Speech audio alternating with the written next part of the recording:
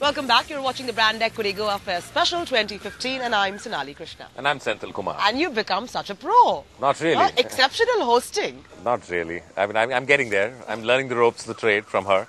Yeah. But how's the experience been, hosting a show? And, I know I've put you through a lot because you spend God knows how many hours with me shooting and shooting and shooting. How's the experience been? I think it's been fun. I mean, it's great to look at the industry from a different point of view, from your point of view, which is, we are all insiders. So we usually have a point of view which is restricted to creative and the ideas and the clients and what we do for the clients.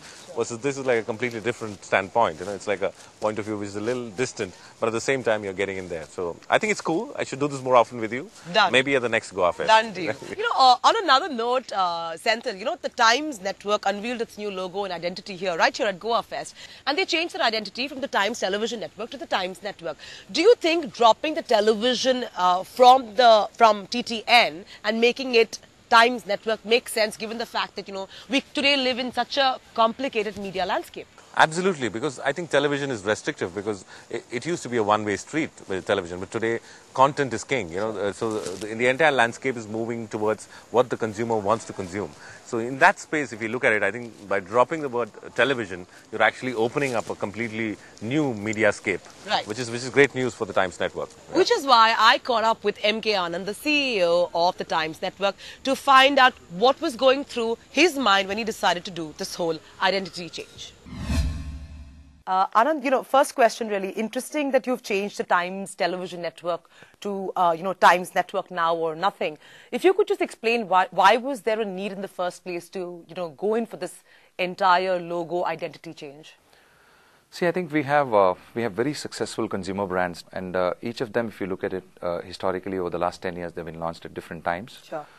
Run by different project teams and, become successful, and, those teams have stayed on, and the identity that these people who own these brands have, to the flag of that particular brand is a lot more than to a network, so to say. So while we do have a Times Television Network as an identity, it is more a loose placeholder than anything else. I think these brands by themselves are great pearls, but there was a need to sort of articulate the necklace. And we thought that it was essential to sort of articulate this, both these things. That is the fact that we have a commonality of dominating the top of the pyramid, which, if you see in the logo, it's a simple mnemonic there, where we have shown a pyramid which symbolizes the population, and the top of the pyramid, which we believe belongs to us in the broadcast space. You've also talked about launching 1 to 2 channels every year. Oh, can you give me a sense of what these channels are going to be, which domains really, and how you're looking to expand the network? I would say that new channel launches are in if you can loosely put it into two buckets. One would be, natural diversification, natural expansion from where we are. And that is what I would, put into the bucket of what you said of these small channels or new channels. We have a very well-equipped content factory. And we believe that we can, using the same factory, come up with differentiated platforms which can be useful to the top-end TG. Other than that, of course, we are also sort of dabbling with, at least on the drawing board, plans to look at potential entry into the Indian language space, where we have not, really been, except for Zoom. Even Zoom, I would say, is a sort of a higher-end Hindi television offering.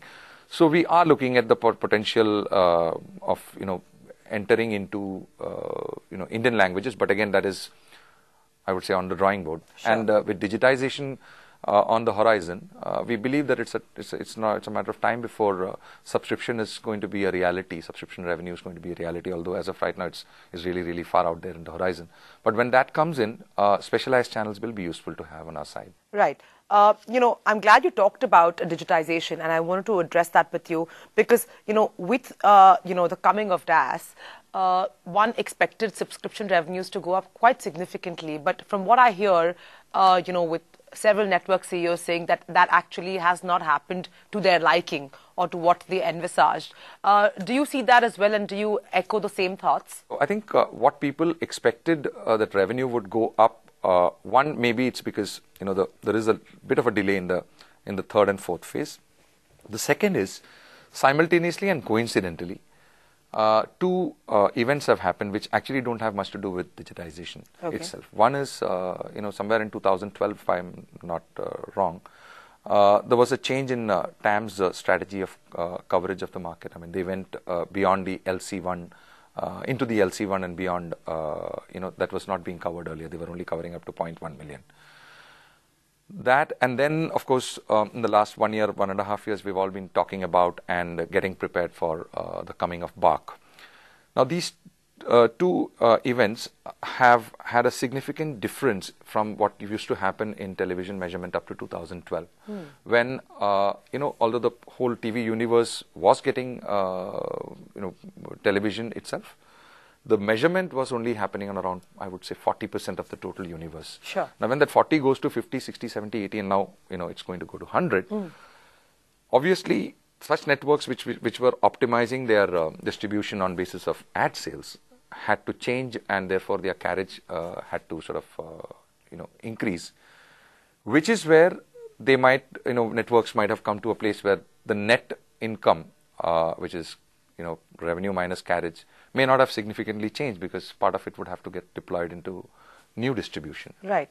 You talked about BARC and TAM, and, we all know that, the BARC is going to be officialized very soon.